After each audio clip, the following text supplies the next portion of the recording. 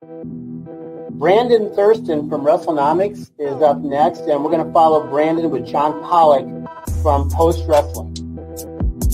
Thank you, and good afternoon, everyone. But we can't ignore the math, okay? We can't ignore the data. Go on Google Trends, type in your name, then type in mine. You're a straight line, I'm a pyramid. I like the very direct question on that. Television ratings, downward spiral. Buy rates, plummeting.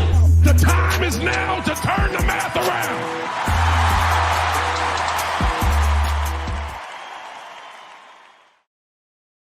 Welcome, everybody, to the show. It is John Pollock and Brandon Thurston. We're coming at you a little earlier on this Wednesday, but we're going to make up for it. We've got a double guest show planned for everyone today. We are going to be joined by the returning Richard Deitsch from The Athletic and to break down tariffs, Brandon Ross from LightShed Ventures. He will be also returning to the show after a much celebrated appearance last time that we had him on with the AEW faithful.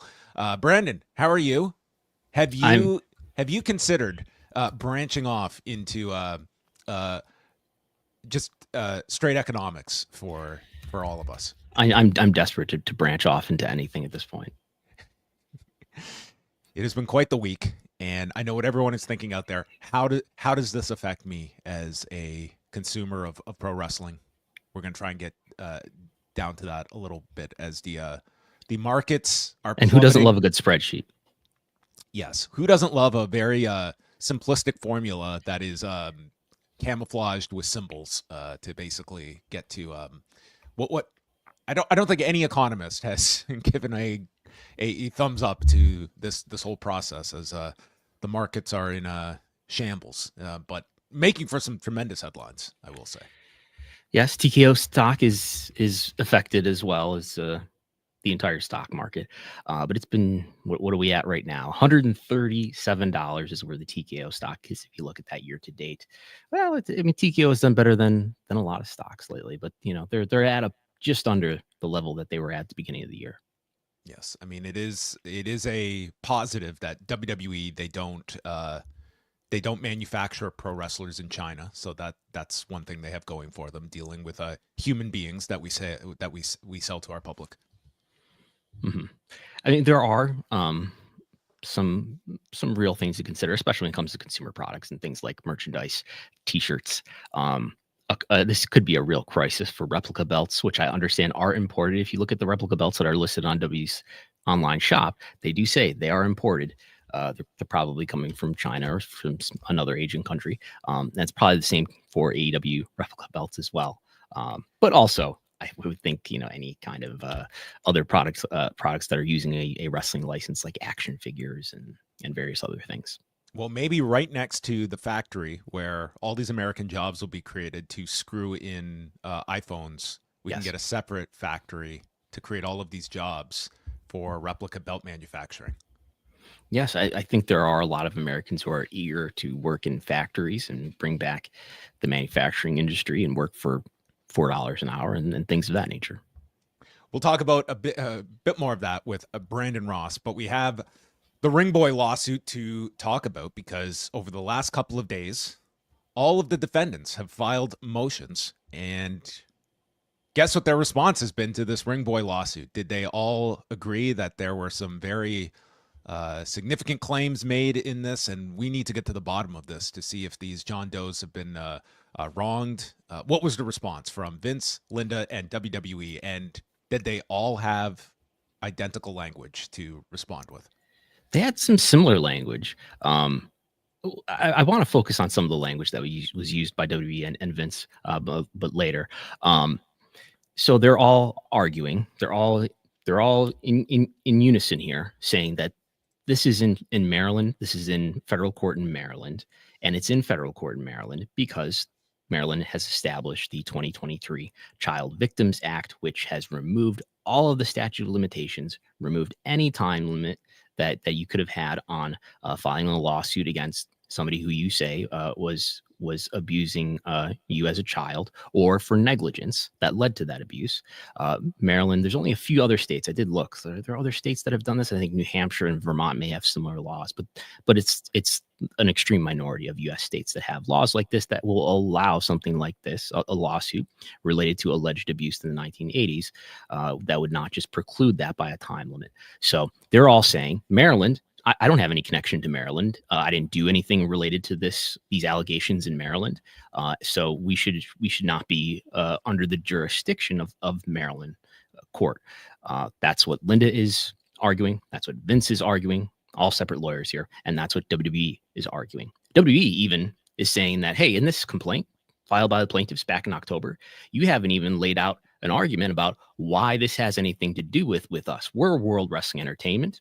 That was the World Wrestling Federation. You've got to make an argument about why we inherit the liability of the companies that came before us. And to that, your argument would be, or your response would be, when they bought this company, they were able to just take all of the benefits of this multiple decade-long company, but the liabilities do not come with it, correct? I think the liabilities probably come with it. I mean, so TKO was a merger, of course, and they merged that company. They didn't just buy some of the assets; they merged the company. But this is a legal argument. We'll see where it goes. Yeah, it's also noted, and Brandon does have stories up on the Post Wrestling site if you want to go through this, because Linda's motion came down Monday, and then what followed were responses from Vince McMahon and WWE separately. But Vince McMahon's attorneys stated that 5 unnamed adults, none of whom are from Maryland, have come to this jurisdiction pleading decades-old allegations from the 80s in an attempt to capitalize on the recent Maryland Child Victims Act of 2023. The complaint attempts to manufacture such knowledge by spouting a broad catalog of negative press, unfounded opinions, speculation, and multi-level hearsay from a hodgepodge of characters, many of whom are deceased. A hodgepodge of characters. So I would just state that in an attempt to capitalize on the recent Maryland Child Victims Act, well, like, in some way, yeah, because this is one of the only states that allows for you to bring about these issues that don't have to be under a statute of limitations. So yeah, there is a strategic nature to filing this in Maryland, because you are not allowed to do this in other states that the WWF at the time was running as well. So, I mean, this is ultimately going to come down to, this decision if the jurisdiction is considered disqualifying to this case. And also worth noting is that Linda McMahon claimed flat out she now knows the identities of these 5 John Does, which we will see if they are revealed publicly. That's unlikely. There was an order last week, and it agreed that the judge allowed that the defendants would be able to know the identities of these 5 anonymized John Does. They're allowed to know their actual name, their current residential address, and their birth date. The public is not allowed to know the identities of those people. The defendants are not allowed to disclose the identities of those people. And I understand this is something that's fairly common in cases where you do have people under pseudonyms who, for understandable reasons, want to keep their identity secret, but they want to get justice for what they claim is in this case child sex abuse. But the defendants often do get to know who is actually suing them. Yeah. So I think if you're looking at this, again, this is not the case of Vince or Linda McMahon being accused of wrongdoing in the sense of anything that they inflicted upon any of these John Does. This is an argument of the 2 of them overseeing this company, and the plaintiffs needing to be able to prove that there was knowledge of what was going on and that it was ignored. And in the case of Vince McMahon, I mean, we do have the straight from Vince McMahon's mouth to Dave Meltzer and Phil Mushnick about Mel Phillips' dismissal in 1988 and subsequent return to the company with the warning of that he must steer clear of kids. That in many instances would be a pretty significant smoking gun. With Linda McMahon, it might be more difficult to be able to prove that she had knowledge of this, of what was going on, and turned a blind eye. But that is going to be the crux of this case for the John Does as this case proceeds, or if ultimately this is a case that is settled and quietly goes away without these John Does being identified. Yeah. And if we haven't mentioned already, it's Mel Phillips, the former ring announcer who has passed away in 2012. He is the one who is alleged to have abused various ring boys throughout the 1980s. I think one possible strategy here is that they're trying to avoid discovery. If you just try to get this case dismissed based on jurisdiction, they're not pushing back against the allegations. They're not saying that it's true, of course, but they're not trying to deny and undermine the allegations themselves, I suppose, because that would lend itself to discovery to try to find out whether that's a motion that the judge would approve of. But if it's just a jurisdictional issue, well, maybe you could get this thrown out and pushed off into another court where it would be far less viable, just by saying, look, these people, Vince lives in Connecticut. Linda has residences in Connecticut and in Washington, D.C. She doesn't live in Maryland, although she did rent an apartment there from 1970 to 1972. And WWE saying, we're not headquartered in Maryland. We're not incorporated in Maryland. They're incorporated in Delaware. Of course, their headquarters are in Connecticut. While they do run events, and they are alleged, they did run events throughout the 1980s, of course, and the Ring Boys allege that they were abused related to events and were abused in Maryland as well as other states. Yeah, and to Linda's motion as well, like she is arguing that she didn't know any of these John Does. She was not overseeing. We got a them. lengthy statement, lengthy declaration from Linda McMahon. Yes, and in the case, like we can look at the most prominent known of the Ring Boys was Tom Cole, and Linda McMahon was very much attached to Tom Cole, and but Tom Cole is not one of the John Does here. Of course, he passed away a number of years ago. But in that case, that is Linda's argument here, is that she was not on the road, she was not at these shows, she was not overseeing the ring crew, she was not overseeing Mel Phillips, and she had no connection to these 5 John Does. So she is arguing essentially that she is just being lumped into this when it's really not her. It was not her purview in the company. That's her argument. And part of what the defendants are raising here as well is they say in the cases of John Does 1, 2, and 3, they don't even make a specific allegation of abuse. Although I do think in a general sense, they are saying, yes, I was abused in Maryland. They don't provide a specific instance that is described in their complaint about being abused in Maryland. The defendants take issue with that as well. So that there's that they're saying too. Yeah. And more so just on just a kind of coverage standpoint, it was noteworthy, I think, just the fact that this this motion that came out, even with Linda's prominent position within this cabinet. I mean, to me, it's just this Ring Boy lawsuit is a complete non-entity in especially a week like this, where this is just file this under scandals involving government officials that is just does not cross the threshold that it really is going to gain any kind of attention outside of wrestling sites. And did you know that Linda's first pick for her cabinet position was not Secretary of Education, Secretary of Commerce, and that is Howard Lutnick's position in the cabinet now. Wow. Well, she could have had more headlines this week had she taken. She could have been at the center of all this. Yeah, she could have been. Someone could have enacted her on Saturday Night Live potentially. Yes. But everybody, it is time to get into our first of 2 guests. We're going to solve the whole economic crisis over the next 15 minutes. So just take some notes, and everything is going to be make sense for everyone here, because we have Brandon Ross from LightShed here to shed some light on what's going on in the professional wrestling economy as well. I think that's a little easier than the global economy. I'll tell you that right now. Well, tell me, from your specific vantage point, Brandon, what the last number of days and the concerns you're hearing of a lot of the companies that you oversee. And is there sort of just a hands up in the air approach that God knows what day to day is going to look like, or is it just panic, fear, all of the above?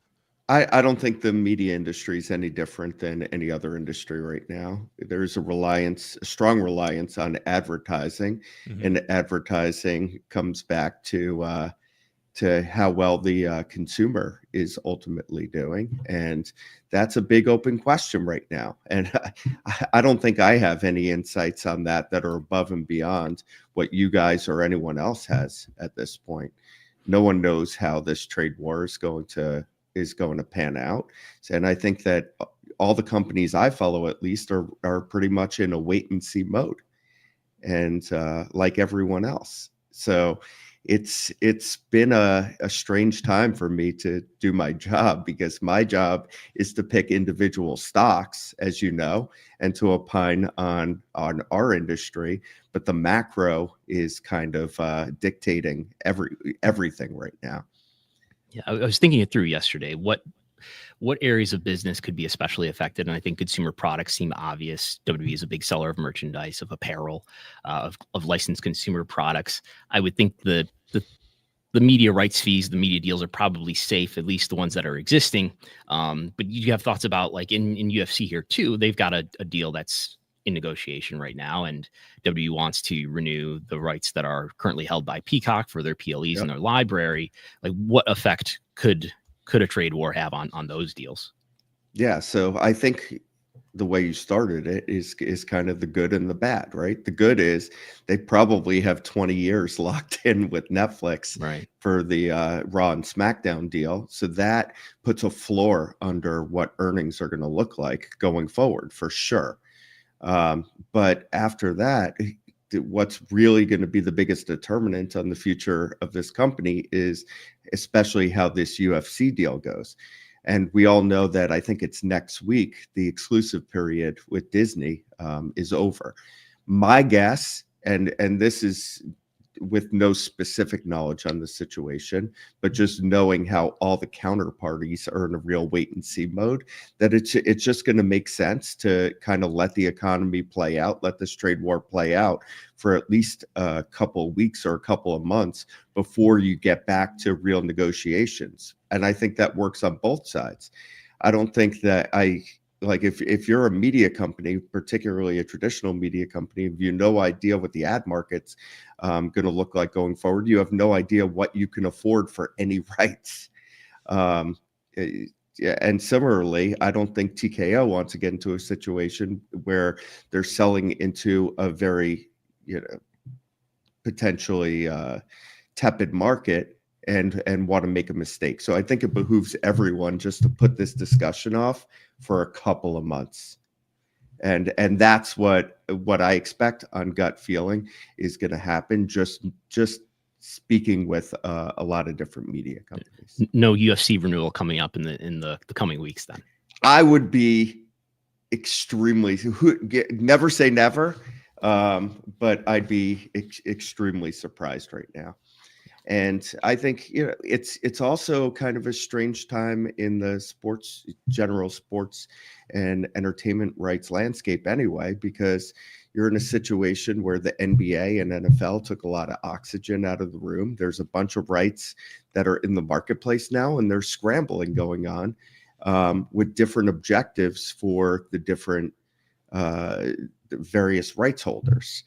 You've seen with TKO, they've talked about it. UFC wants to not just get a lot of money, but they also want to get a lot of exposure. So that's going to involve a deal with probably multiple counterparties, where you do a deal with potentially a Disney, despite some of the conflict that we've heard back and forth over the last couple of months, and do a deal with a Netflix or an Amazon who has much broader reach to bring. And trying to balance those dollars and that reach is a bit of a project. And I think you need a marketplace that has a little more certainty around it economically, given the complexity there anyway. Go ahead, John. I was just going to say, obviously, we're going to be using "if" quite a lot in all of these discussions, but the idea of a significant decrease in ad spending, like just going back 5 years to the pandemic, a lot of these streamers came out of it. Like there was a lot of, prosperity that a lot of these streamers experienced, where you contrast this to broadcast and cable. You would think like there's going to be a lot more short-term effect and potential long-term effect if we're looking at this, that streamers can somewhat stomach this a bit more, even as they are trying to build out these ad tiers. Definitely. I mean, if you look at the composition of revenue for Netflix, it's obvious, despite the efforts that you just highlighted, it's very, very much weighted towards subscription. And if we do go into more challenging economic times, that Netflix deal that you get to be a member is going to be an awesome one for entertainment. That brings a lot of value. So I think you're going to continue to see them thrive. But then look over at Amazon. Amazon is a quote streamer, but it's also a part of a very complicated company that is going to really feel the effects of this trade war potentially. You saw in the news last night that Amazon isn't accepting shipments from China now. A significant number of the products that are sold on Amazon come from abroad. If you're talking about infrastructure build out for AWS, a lot of those components come from abroad. If there's a slowdown in investment from some of their counterparties, that could potentially affect them. So there's so much question right now in the marketplace. It just, again, behooves everyone, take a pause. There's still time left on this deal, and figure it out in a month or two when there's a little more insight. Just for people who might not be familiar with how these media businesses work, like what is the risk to an NBCU or a Netflix or a Disney that's going to make them want to hold on to their money? Well, Disney has a lot of capital investment that they're doing right now on theme parks and cruise ships, and they're very levered to how their parks business does, which is much more economically sensitive, shall I say, in addition to being, largely ad supported in a number of different aspects of the business, and theatrical and how that plays out. There's a lot of different ways that a Disney or Warner Brothers can get hurt in this environment, even if the streaming aspect of their business does okay. And I would say you could probably even see people maybe be more willing to cut the cord if they're having economic hardships, and if the prices at the grocery store are skyrocketing, that maybe cutting cable and only holding on to a few streaming services or something like that is a choice that people make. Totally. And don't forget, one of the reasons during the pandemic that all of these streaming services did as well as they did, and of course you're going to want, it's a good value to have a couple of them in this environment, but everyone did okay because no one had anywhere to go, and everyone was still making money, because whether it was actually making money or because the government was subsidizing at that time. So I think this is going to be a different type of situation than we saw during the pandemic. And by the way, this could I don't know. This could all get resolved tomorrow. I don't know what's in the president's head. Trust me. Howard Lutnick said these are permanent. They're staying. Yeah, okay. We'll see how long Howard Lutnick lasts. Regardless. Do you look at the inventory for UFC that is pretty much a weekly touring event that they have now with their premium pay-per-view events as well, sort of getting into the mindset of ESPN that pays them this flat fee for their pay-per-views every single month, regardless of what the card is, and trying to get into like what are ESPN's wants going to be for the extension of this, and knowing that there's going to be other bidders at the table as well. Like, I think ESPN's goal right now is they took on some cost increases for the NBA, and there's escalators in the other rights, and they want to make sure that they are able to grow their bottom line, because that's what they've promised to the street, which means that they're going to be a little bit more selective in the other sports and properties that they commit to. My guess is they're going to want to keep an amalgamation of lots of different sports because they want to be the home for sports, but they don't have to do it 100%, which means taking a piece of the puzzle, not the entire puzzle this time around. So that's my guess. I think the pay-per-view remains the most attractive. We talked about risk. If the consumer does weaken in the near term, there may be less pay-per-view buys and more piracy. But generally, you could put a predictable dollar figure on what those pay-per-views are going to be worth within some range. So my guess is they try and do part of that deal. The rest of it goes to a Netflix where you could have 4 events per year, and they can be offered to members outright, and that gets a lot more eyeballs and attention there. The big question is that weekly, because that weekly doesn't get a lot of eyeballs right now. Especially behind ESPN Plus. The goal for TKO is to get that in front of more people, but the pricing on that is very difficult to determine. Will there be a lot more viewership if it's outside of ESPN Plus? Are the cards, especially there, good enough to attract a lot of attention? That's a very difficult property to put a dollar figure on.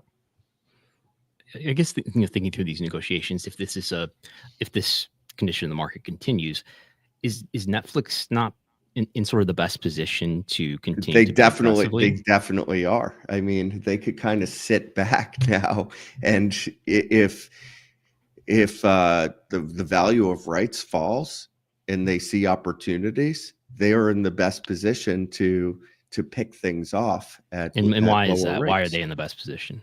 They're in the best because, like I said before, they're still mostly a subscription business that offers a ton of value. I think they're the default streaming service. And if we get into a poor economic situation, and by the way, they have no real financial, they have financial leverage, but they don't have to be concerned with their financial leverage like others do.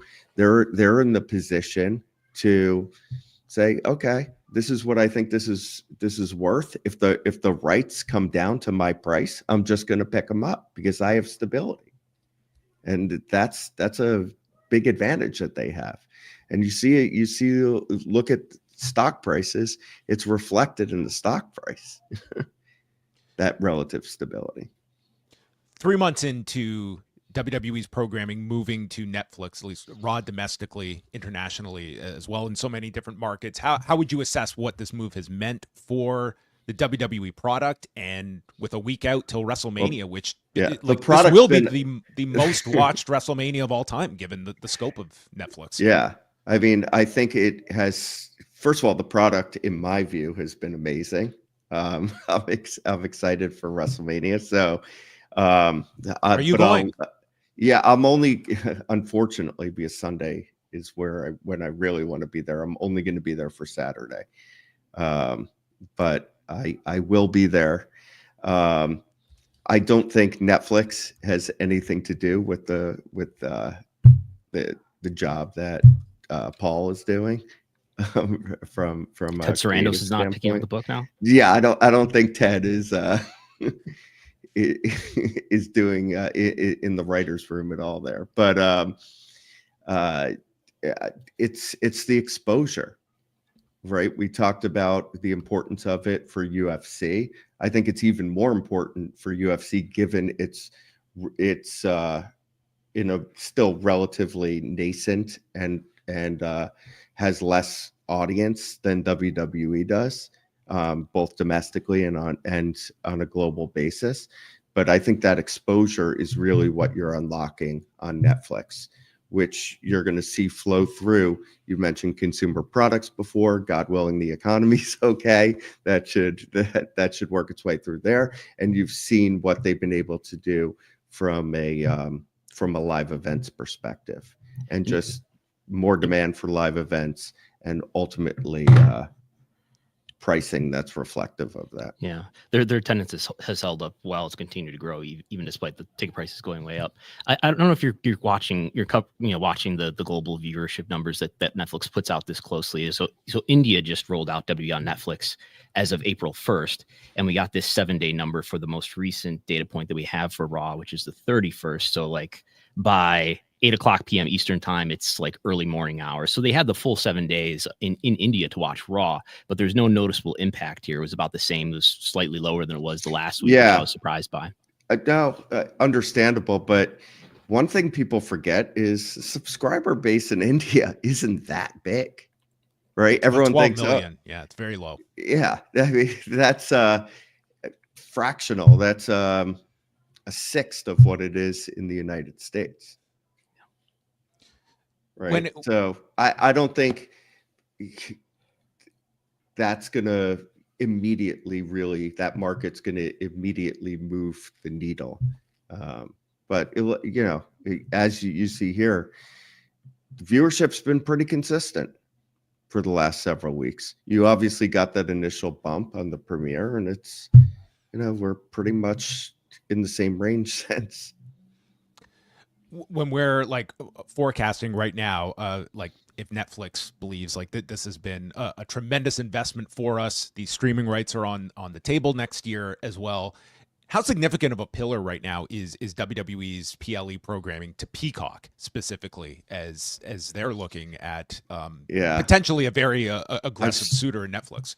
Yeah, I've spoken to a bunch of different people in that organization over time, and the reaction has been mixed. I mean, I think it was immediately much more important when the total subscriber base was much smaller.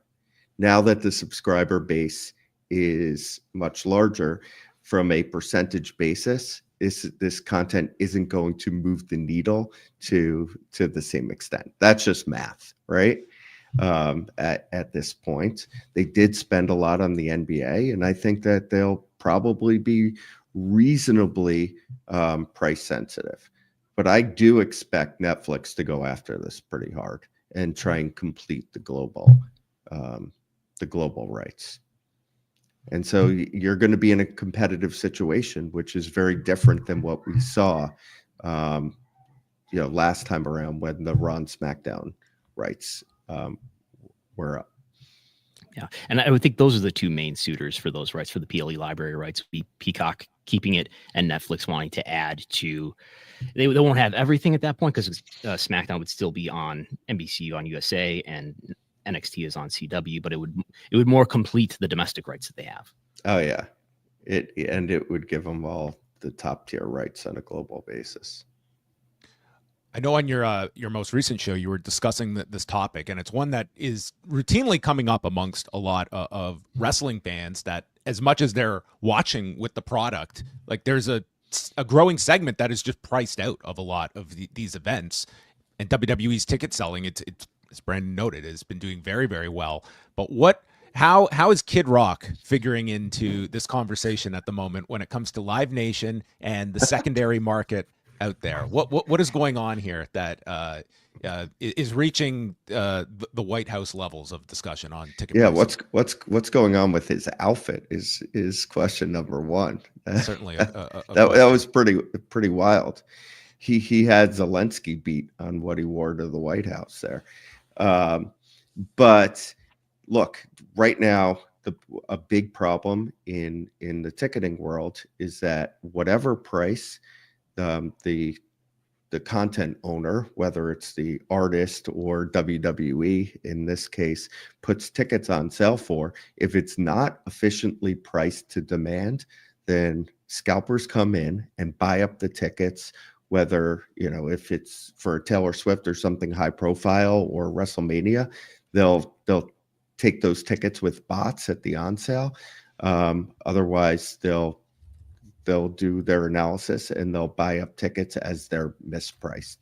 So essentially what needs to happen is either on the primary ticketing side, the content owners need to price to market, or there needs to be the secondary market, the brokers need to be neutered in some capacity.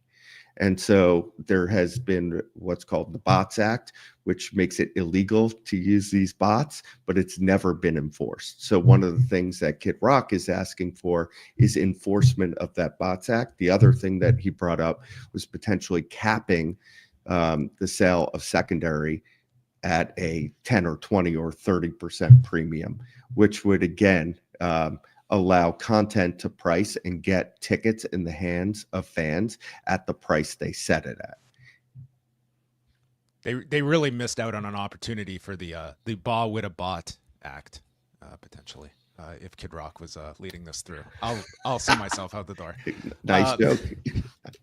But it's one that, I mean, it's, you know, as much as this is, you know, this fan complaint that you get both on the UFC side and the WWE side, it's like they are packing these arenas and they are supplying with a demand that is through the roof at this point in time. And it tells me that, yeah, it's unfortunate that there is a fan base that just cannot afford to go to some of these shows, but it's across the board in live entertainment. Yeah, I think, again, a great way to handle that situation would be, and this is kind of anti-capitalist, but if you put a cap on those secondary sales, then you could come out and WWE can price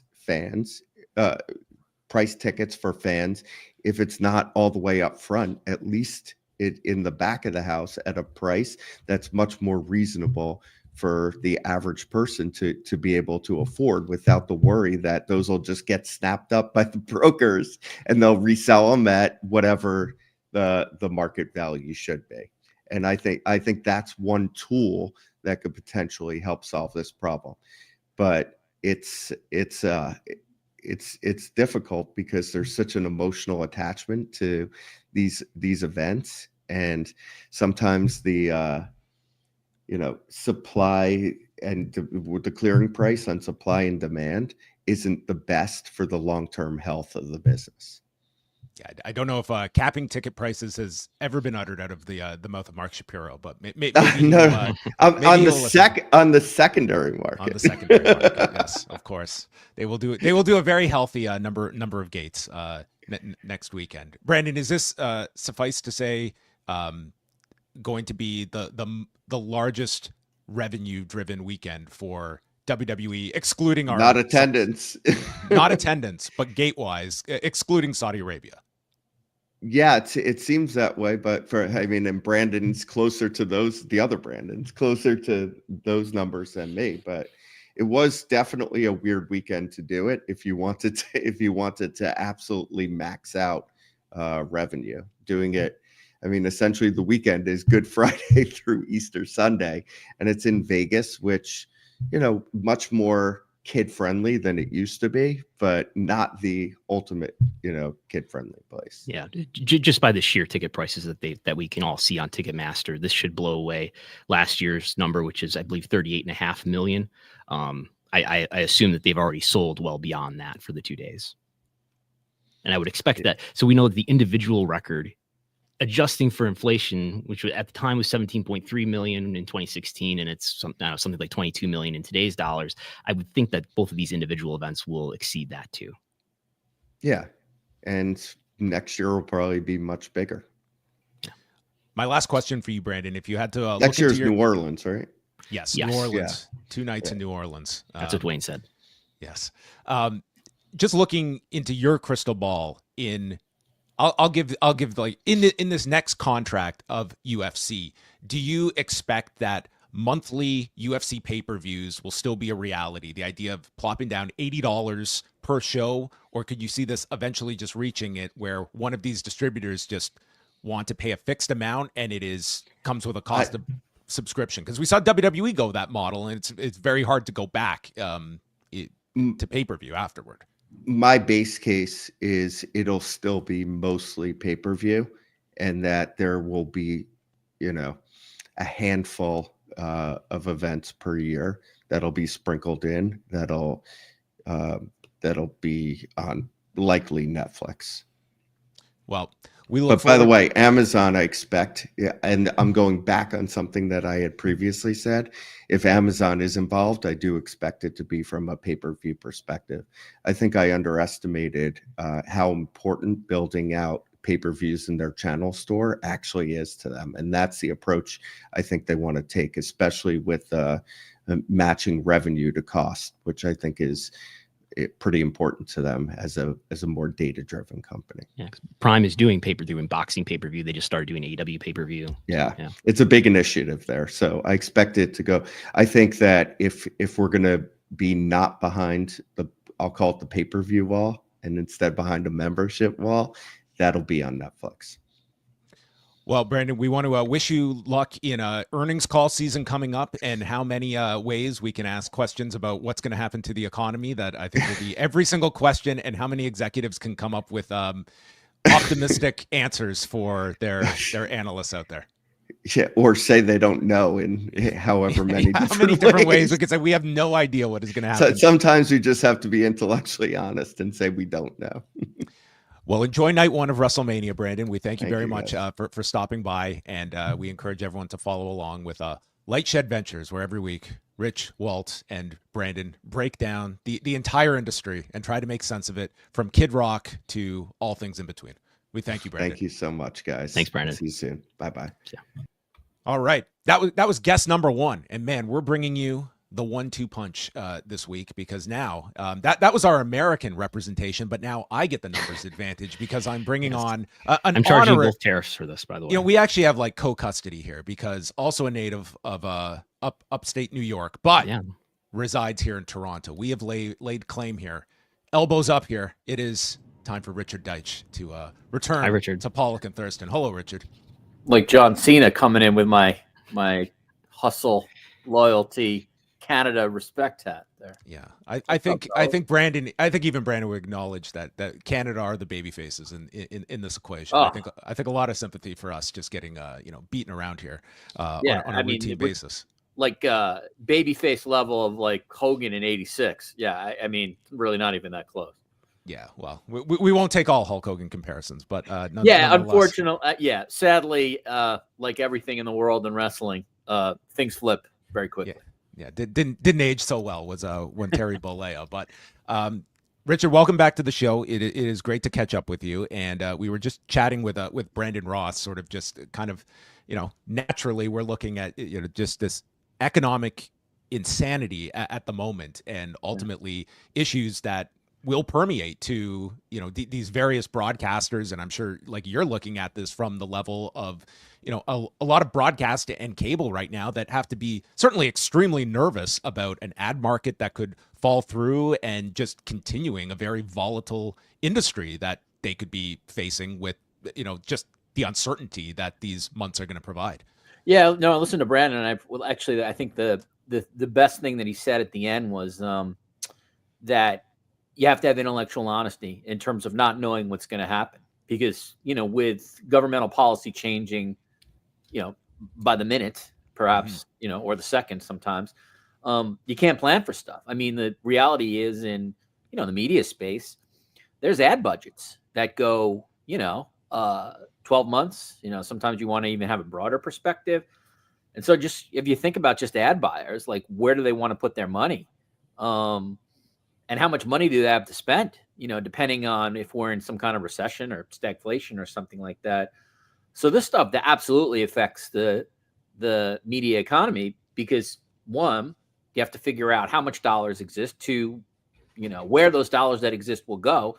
And then three, and this is even a bigger issue, what kind of mood are consumers going to be in, right? In terms of just like accepting whatever your product is. And I think, given what your product is politically, some people may be in a very good position. Others may be in a terrible position, just depending on how the American consumer feels about that product vis-a-vis what the price is. So, we're in unknown territory right now. And I think, I'm not any genius by saying this. If you're a media company, an ESPN, a Netflix, Amazon, etc., you're probably going to be very, very cautious in the near term, just in terms of like big spend. And so the places that have already outlaid money for media deals are at least in a decent position because they know what that fixed cost is. But it'd be interesting to see where the UFC lands, right?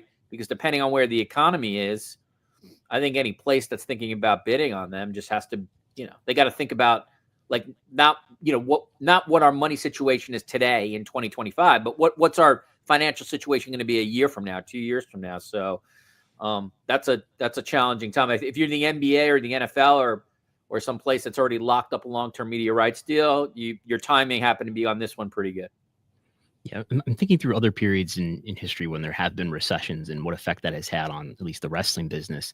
And like the Great Recession of 2007, 2009, it doesn't strike me as like a cold period for WWE's business. I think there was a lot of international expansion around those years too. And COVID was a unique recession, and they did well because they had guaranteed media rights fees. But the early 2000s, I guess that's a cooling off period for the Attitude Era. I don't know that the recession had anything to do with that, but it seems like, even if there's a serious economic impact, wrestling does okay in that case anyway. Yeah, it's a little market immune because of the passion and intent. You guys know this better than me, the passion and intensity of the fans. The one thing I would look at it would be, let's say 7 months from now, like how are ticket sales for AEW and WWE, and do they tick down a drop? It's not going to be an issue with Netflix, not going to be an issue with WBD. People will watch or they won't watch. But that's something, merchandise, ticket sales, those are the things I'd pay attention to. And I'm sure WWE and AEW are paying attention to that. And the interesting thing is for both of those businesses, they're global businesses. So, we're not just talking necessarily American markets, in terms of tickets and merch. It'd be, how are the Europeans feeling at the moment and where's their passion to buy? WWE, again, probably in terms of timing, could not have timed this better with their recent European tour, right? And they're now heading back to the States. I don't know what the anti-American sentiment is right now, let's say in London or Brussels or whatever, but it could be like a lot worse, right? 6 months from now, 8 months from now. So in terms of their timing, the fact that they did these European shows now, their timing on this would be pretty good. But I hear what you're saying, Brandon. And I think, the reality is there's always going to be things where your discretionary income is going to be spent, and you just will determine that that's an important part of your life, even if you're sort of struggling. For a lot of people, that's Netflix, right? For a lot of people, that could be alcohol. For a lot of people, that could be going to a game. And I think for wrestling fans, like they would consider, at least in my opinion, like having a Netflix subscription, like as important. I don't want to overstate it, but whatever your sort of household goods are, like they're part of that budget. I think it's all priced in. So I agree with you. Yeah, and you brought up a great point, Richard, just about as well, like attitude towards a lot of these products. And I think you and I kind of have this, just being here in Canada at the moment, like it's impossible to ignore what the sentiment is right now. We had just that example at Elimination Chamber recently where they booed the American anthem to Pat McAfee's chagrin. And in the case of a UFC that has just wrapped itself around this administration, they're coming up to Montreal in May for a pay-per-view as well. And just more broadly, like the UFC is it's as entwined politically as a sports brand could be, very much contrasting to WWE that has stayed very apolitical through both of these Trump terms. Yeah, I mean, I think, to be blunt, I think probably for Dana White and company, it's probably a good economic strategy. They've basically they've cornered the market on like MAGA fandom. There's a lot of money to be had there. They don't need, left-leaning avocado toast eating once upon a time Tesla drive in San Francisco people to go to an MMA event. Like they'll be fine on that. So I think in that case, I think Dana White, like he's all in terms of his relationship with Trump. Like, so I don't think it's kayfabe. Like, I don't think it's trying to fake out to get more fans. But I think for them, that business model works. WWE is a little bit different. Like we're in a different era. I think they have to stay apolitical, certainly in terms of storyline and stuff like that. But, you guys cover this better than anybody. They're not always apolitical. They got deals with Saudi Arabia, they'll pick and choose when their politics will work, but they're doing a Tony Hinchcliffe roast on WrestleMania weekend. Yeah, so they pick, but to Nick Khan's credit and Triple H's credit, they're not, we're not getting like an Iron Sheik Nikolai Volkov storyline, at least not yet. They're not rolling into politics over the top overtly, but they can't really escape it. I mean, look, Linda McMahon has a cabinet position. I mean, you can't really sort of escape it, but I think for them, they have to work under a different paradigm than Dana White and company, because they need to make that tent as broad as possible, and Netflix is a broad tent, right? I mean, that's the part of that deal is to bring in, or to potentially bring in, the 200 million plus global people who subscribe to my numbers may be off, maybe it's a little under 200 million these days, but who 300 million global, 300 million, there you go. Yeah. So I'm even on the wrong side. So yeah, so they have to approach it a little bit differently. But again, all of these businesses, sports entertainment, sports adjacent, they're all going to be impacted by where the economy is, because I think at a certain point, at a base level, you're asking consumers to spend, and like consumers have to have money to spend to be part of this stuff. So I'm sure, I'm sure WWE in particular is hoping that there's some stability at some point. That said, none of this, in my opinion, will affect like viewership on Netflix or anything like that. I saw like what you guys have done, and I did see. I'll create the segue for you. I have seen the viewership drop a little bit, right, on Netflix in terms of number of viewers. I don't think WWE honestly would even be concerned at all in the near term about that potential stuff. The deal is in place. It's for 5 years minimum. It could go longer depending on if Netflix decides to go in or opt out. And so I think for their purposes, they're just trying to eventize the stuff. They're trying to make it feel like it's a big thing on both Monday and Friday. And I think if you're Netflix, you just want the presentation to feel big, or to feel like something.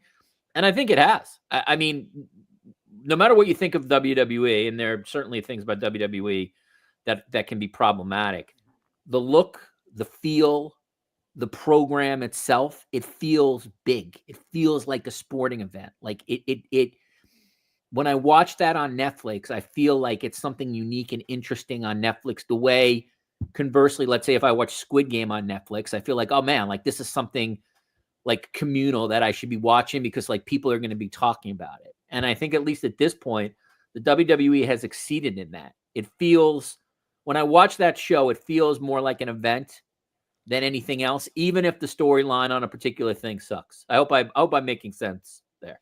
You are, because I think it's a consistent reaction that a lot have had over these, we'll say last like 2 years, is that if you've been a generational fan, I think you've just gotten into like the consistency of a Vince McMahon / Kevin Dunn product, and right, seeing it now through different eyes, that you're realizing like a shakeup was probably very long overdue, both from a creative standpoint, but also from an aesthetic standpoint, that I didn't think it would be received as significantly as it has. That just changing the production has definitely had an impact on the fan base, to see this done with all of the muscle they can put behind a presentation of a show multiple times per week. Yeah, and they were smart, because like what they, I think, instinctively knew is that a lot of the people who watch the product now grew up watching like some kind of sporting event or conventional sports, and sports sort of produced a certain way. And if you talk to sports producers like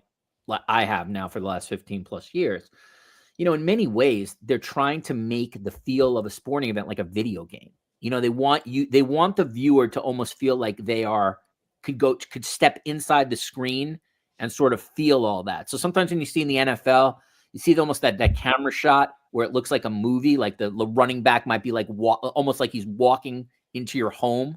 That's kind of like, I think what WWE has been going for in the last couple months on Netflix is like, they want you to feel like you're about to watch like, Texas versus Ohio State live in Columbus, and like the drone comes down from the top of the stadium and then spins around the crowd and stuff like that. And they have shots from like different angles that you've never really seen in WWE, coming out of Gorilla or something like that, or just framing it in a different way.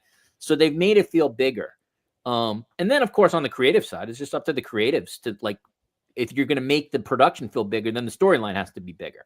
And I think by and large, they've done that. And they've done that because they have getting into the creative part, they just have so many really good performers at the moment. I would say if you're going to look at it on a sports context, I would say the WWE roster is the deepest it's ever been in terms of like high caliber talents. And if you look at it like in the same way, if you want to compare it to my world in sports, it's like you have the Golden State Warriors a couple of years ago.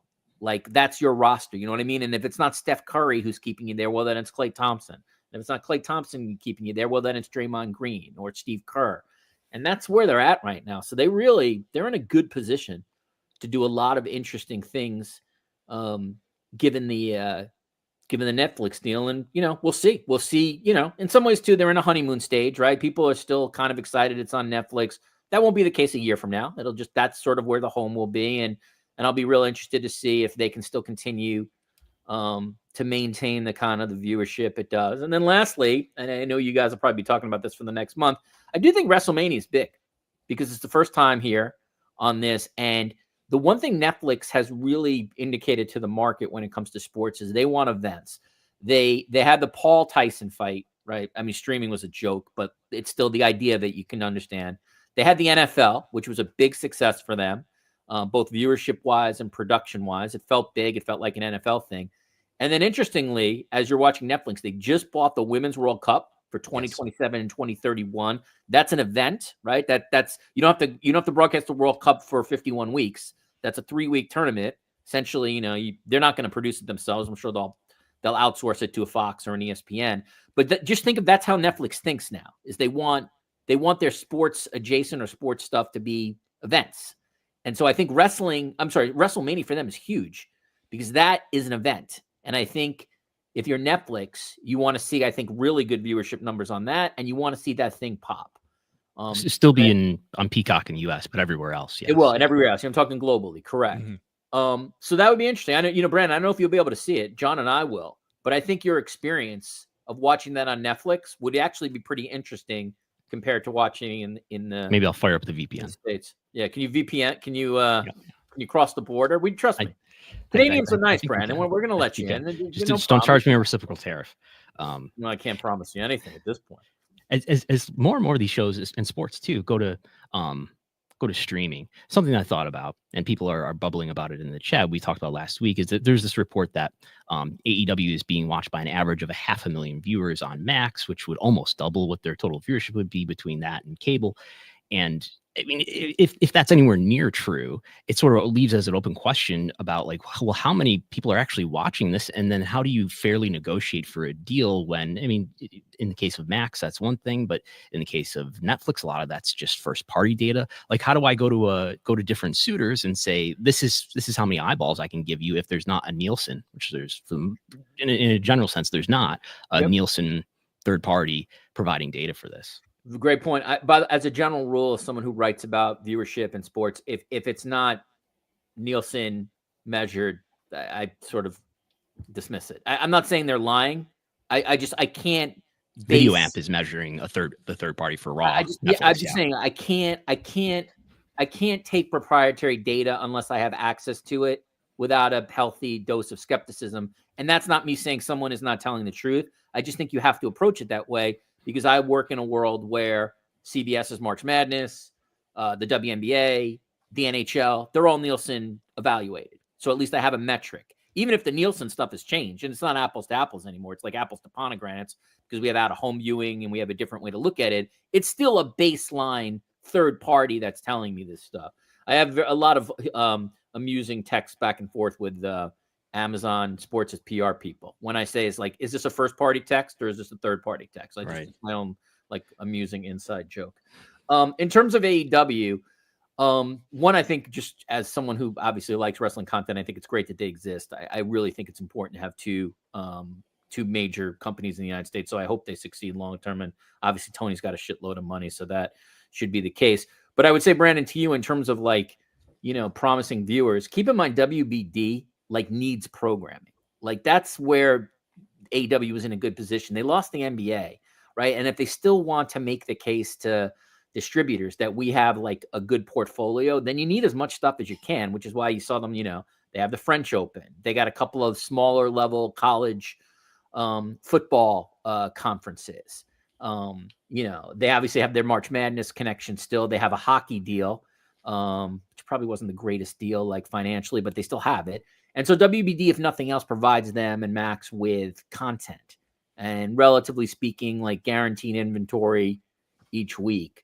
So I think, without obviously having talked to WBD's people about this, I don't think they're looking for like, million people watching this every week. I mean, there probably is a floor that they really don't want. But I think by and large, if Tony and company can provide, like a not horrible viewership number, like I think for them, that's important for them to go to market and say, in addition to our traditional sports, we have this. WBD just had they cut a deal with Unrivaled, which is the 3-on-3 women's network, a 3-on-3 women's basketball organization that has a lot of great WNBA players that play in the winter before the WNBA. That only averaged 214,000, I think, viewers for the entire season. So AEW will beat that. So what I'm trying to say is my point is that like WBD doesn't, they're not playing in the world anymore where they have to have like $1 million and $1.5 million like for an episode of X.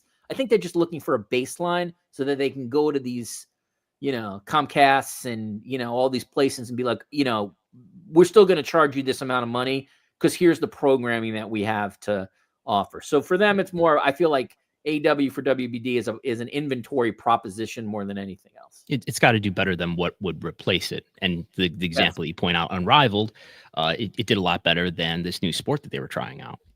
Yeah, and like scripted television's hard now. So like if your WBD, David Zaslav and company, I mean, like what, you throw like tons of millions of dollars, maybe have a hit or maybe not. Like that's the one thing, and I know you guys know this, the one thing about sports, and I put wrestling into this too, is just that like there always will be a guaranteed audience for it. It might not be the NFL audience, but you can for something live that falls under the capital S sports, there will always be viewers who will watch that.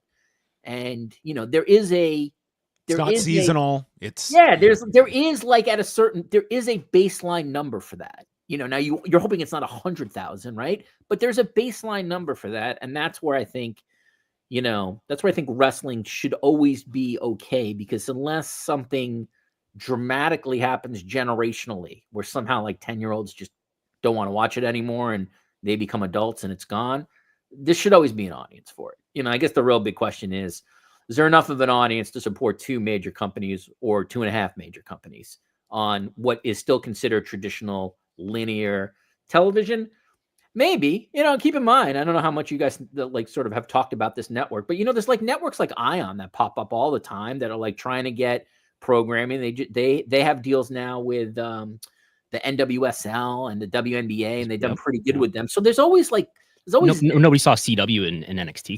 Yeah, there's always networks that want inventory. So you'd be surprised how many places are looking for this. You might not get the Netflix deal, but generally speaking, you can find somebody. If your product is halfway decent as a production, somebody's going to put it on. TGL is another perfect example. It did pretty well for this golf league that they just created out of thin air, where these guys they're taking golf shots into a screen, they drew 400, 500,000 like tops for their best episode. So in short, Americans like sports, period. There's your answer. Last one for me, Richard, is just next week. What are you kind of looking for just in terms of like from a coverage standpoint, where this is where it's just all hands on deck of WWE carpet bombing media appearances and such? And conversely, what is kind of the athletics sort of purview when it comes to a big like event like a WrestleMania? Will they look at coverage regarding the event in the week leading up to it, or the broadcast itself, from your point of view? No, this gives me the opportunity to say I don't want to get legentled. I love that expression, legentled. Like my favorite thing. I'm sure I'll hear from Chris Legentle after I just dropped it on your because I know WWE people listen to this, listen to you guys all the time. Hi, Chris. It's John and Brandon. There you go. So return my emails. Yeah. Yeah. You guys, I will say, yeah, for mainstream places, WWE, and I've said this many times public, I think I said it with you guys, they go out of their way to try to cater to mainstream places because they're always trying to get into more popular culture spaces. Okay, so getting to the Athletic, again, with the caveat, I'm not an editor. I don't make editorial decisions. I'm just a writer. I'm rank and file on the line. We have in the past covered wrestling when it comes to obviously like Vince McMahon, the cases against Vince McMahon. We've certainly done WrestleMania, like profiles around WrestleMania or documentaries that are sort of big that speak to that. I'm not sure what we're going to do. Honestly, I haven't heard any word. It's always, for a place like ours, it's always tricky because like it is sports entertainment and not sports. Mm-hmm. So it's never going to be something we cover on any kind of daily basis or regular basis. But, you can always make the argument sometimes that like there's public interest in this. As a sports business story, like from that angle. Business story. So I think, I have no plans to do this, but if I pitch to my editor, hey, I'd like to do a column on how the relationship between Netflix and WWE has been over these first couple of months. Let me take a look at the numbers and just give my own perspective on production. I think they would greenlight that for sure.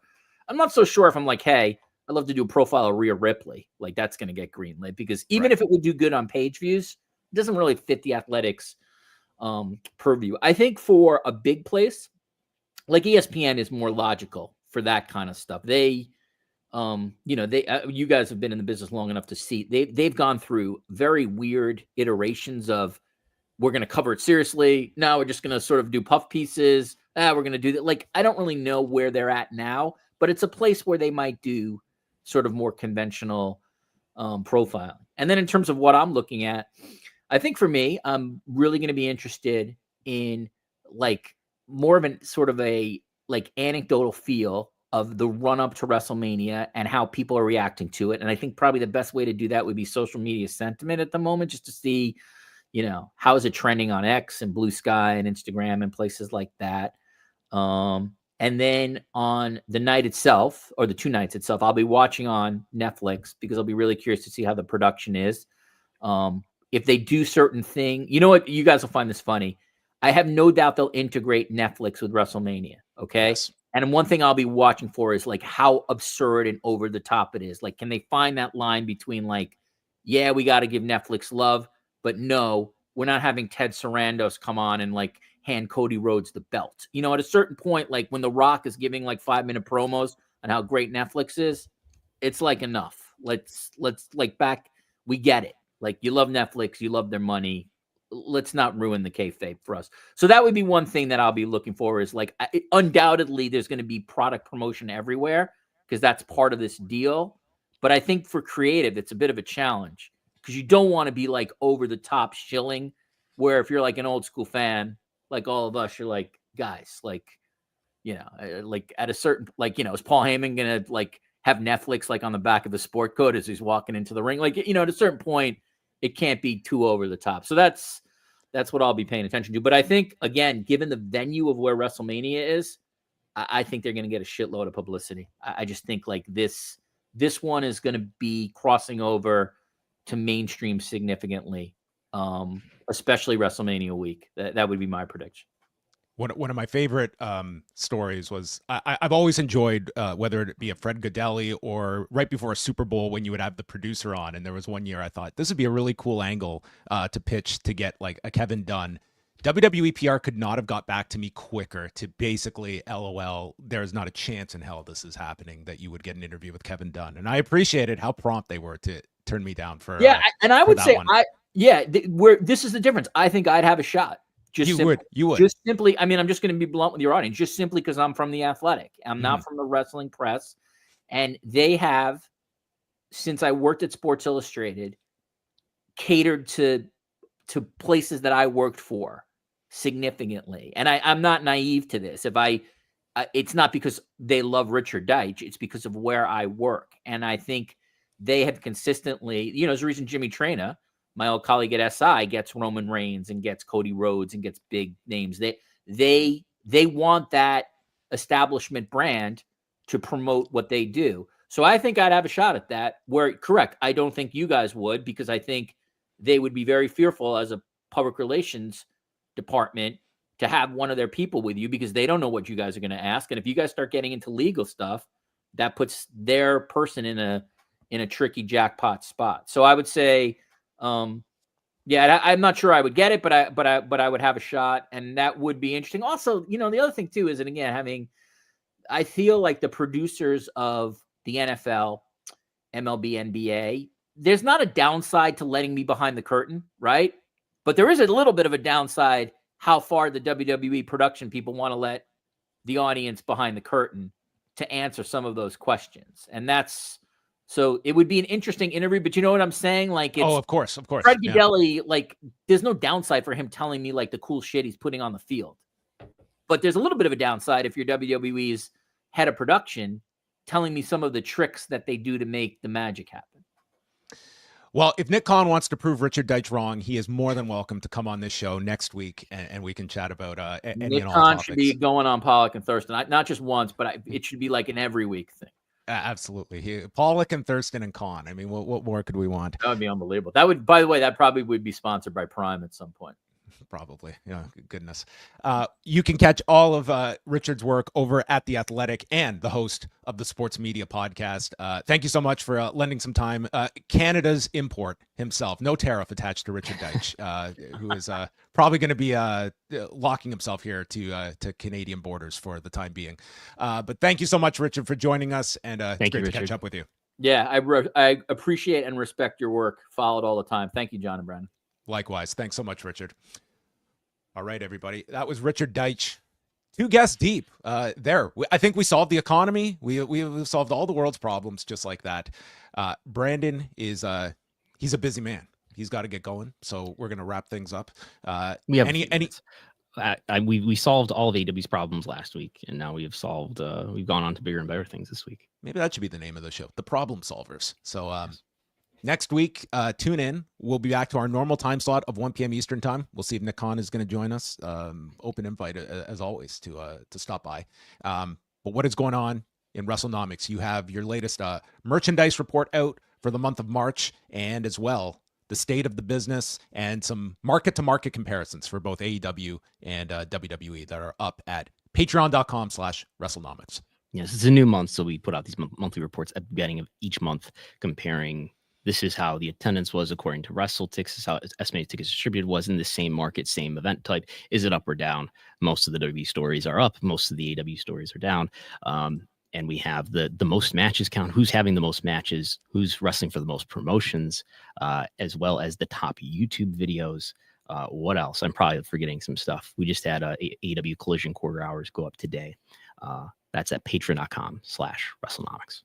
You know, I'm not a big proponent of having wrestlers on this particular show, but we might have to make an exception one of these months to have Fuminari Abe on this program. The Iron Man of pro wrestling. That's a woman, isn't it? I did Google that yesterday, or whenever it was I put that up. I think that's a woman Fukujin Death and Kaori Yoneyama. Oh, you're talking about someone different. Yeah, Abe is a man, but Fukujin. You're right. I'm sorry. Yes. Fuminori Abe, who had 18 matches in March, but which is the fourth most. Look at that. On only 30 years of age, he's got tens of thousands of. The pro fans are already yelling at us. They're steaming mad now. They weren't sitting through this entire show by this point, but we thank you always for making it to the end of the show. We're back next week 1 p.m. Eastern time, so check it out. And I will be back tonight with Wei Ting right after Dynamite to chat about what happens tonight in, where are they tonight? They are somewhere. Baltimore is where Dynamite is tonight. Maryland. Yeah, that's what's coming up. Road trip? No. Definitely not. All right. We'll chat with you next week. Thanks to everyone for joining us on Pollock and Thurston. Big thank you to Richard Deitsch and Brandon Ross for joining us today.